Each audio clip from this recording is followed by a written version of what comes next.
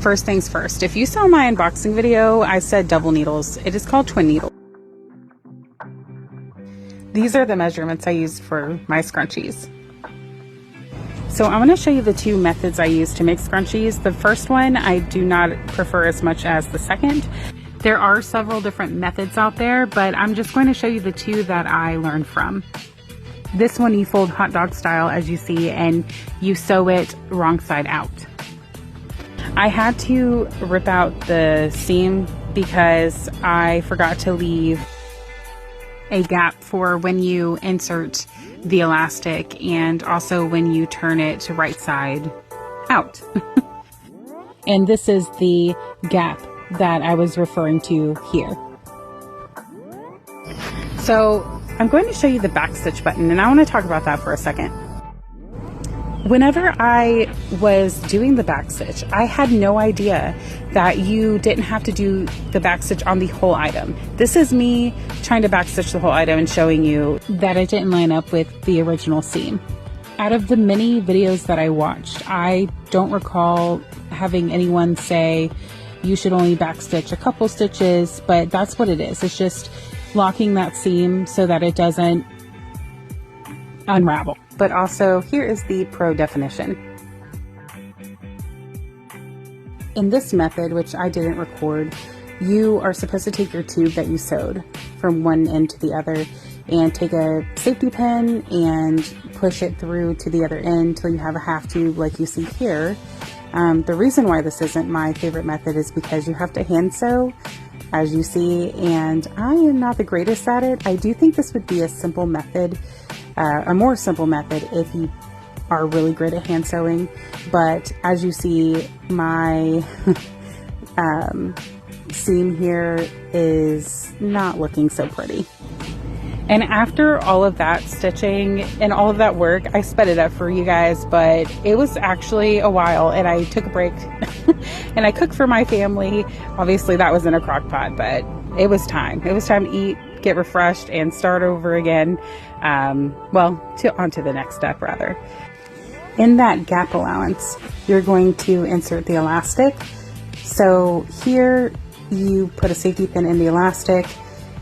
In the tutorial I watched, it said to mark both ends so that the elastic isn't twisted, and you can visually see that it isn't.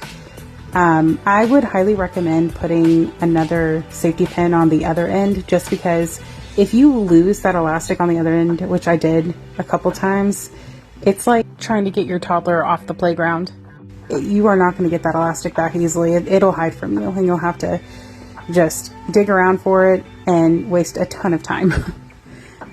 So here you just have to sew the gap that you had, and this scrunchie wasn't bad. It was a great first try.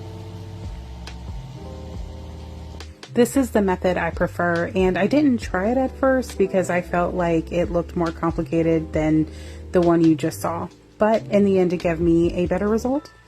So you fold it hamburger style, using teacher terms here, and you want the wrong side out, just like the first scrunchie I made. You just line up the ends there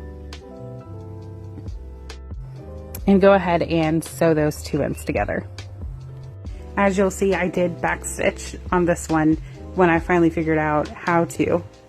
In the first method I used, it said to have a 1/4 inch seam allowance. This one, it said a 3/8. And what you see is neither of those. I am working on my seam allowance. I do have a seam guide, as you see, the magnetic piece on the side there, so I can have straight seams, which it does a really good job of. Here I just finger pressed the seam allowance open and flipped it on the other side. So for the next part, you fold in one side, you fold in the other of the top layer, and then you fold it again so it's thirds, and then you fold the rest of the layer at the bottom in half. I did pin it in the middle so the fabric wouldn't move when I start sewing. When you're sewing, you are just sewing the two pieces of fabric that you have left, as you see there. this isn't the greatest angle, but as you start sewing, you'll want to grab more of the fabric from the bottom and pull it towards you as you feel like you can't sew anymore. And then eventually you'll just sew all the way down to the end and you'll see where you started from. If you choose to sew your scrunchie this way, you'll see that there are 2 loops at the bottom that the fabric makes so that you can pull the fabric down from there. And also you want to make sure that that middle piece stays on the side. You do not want it to be sewn with everything else. Essentially, you are just sewing 2 layers of fabric as you go. When you have reached the end of the fabric to your starting point, make sure you leave a 2-inch gap because you want that gap, just like the first scrunchie I made, to be able to turn it right side out and also to feed the elastic through. And now that I have it right side out, look at that beautiful seam. Definitely don't have my hand stitching at that level yet. Maybe someday. So it's the same with the first scrunchie. This is just feeding the elastic through the gap that you allowed yourself. Next time I will make the elastic longer because you can tie it off. You don't have to sew the end, but I did make a crisscross and go ahead and ran it through my sewing machine and it worked fine. But next time I feel like tying it off will just be faster. Now, as with the first scrunchie, I just sewed my gap and I am so proud of this one. This one came out so cute. I love the fabric for this one and I'm not perfect yet, but I'm going to keep practicing. Thank you for watching me make my first scrunchies. Please follow me for more sewing and crafting journeys to come.